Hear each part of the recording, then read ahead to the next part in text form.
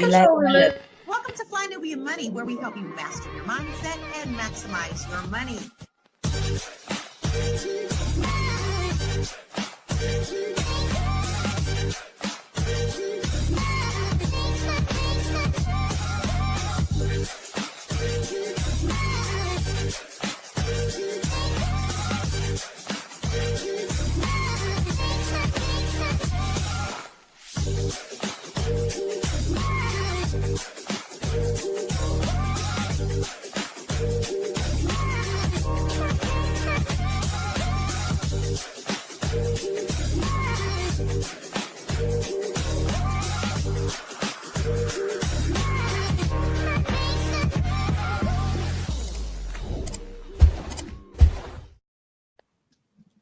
Hey, y'all. Hey. It is Chalet. Good afternoon if you're on the East Coast. Good morning if you're on the West Coast.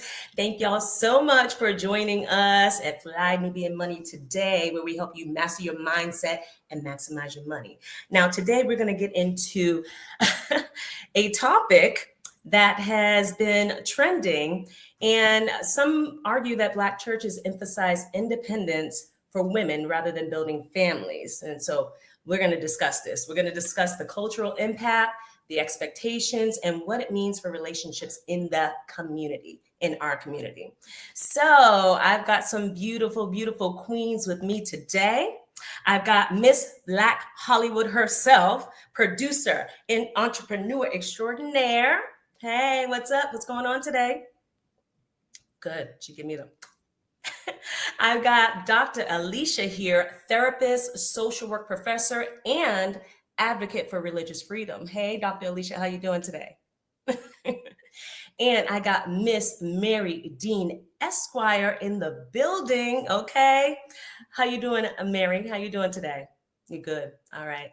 And I'm Chalet with Vital Source Realty in Boston on the East Coast. We got East to West today. All right. So let's get into today. No, you didn't throw it. Let's get into today's show. So today's conversation touches on culture, community, and relationships, the role of the Black church. Okay, it's a heavy one, right? Yes. Heavy but fun. Some critics say that instead of fostering family building, the church encourages women to be independent, comfortable, and self-sufficient.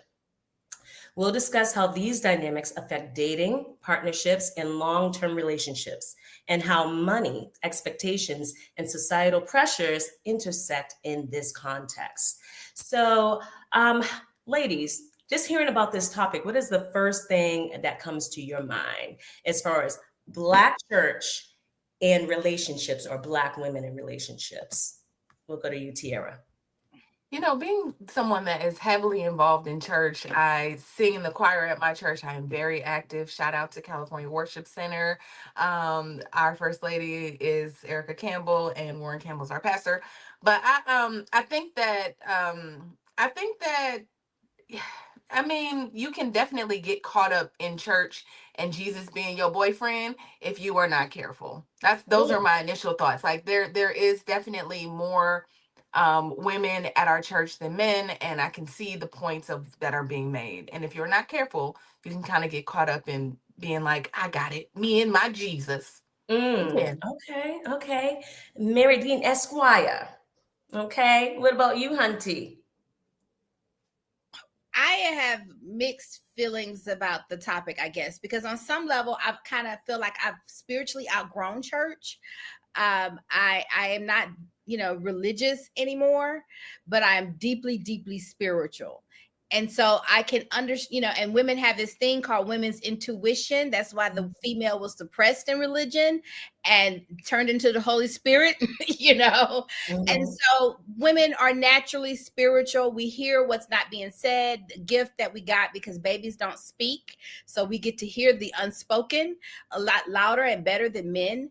So I can understand. And when you get to that place spiritually where your provision comes from above and you really have that conduit, that you don't need, I won't say you don't need a man, but you don't really need people as much as you used to. You don't need anything outside of you when you have mastered what's inside of you. So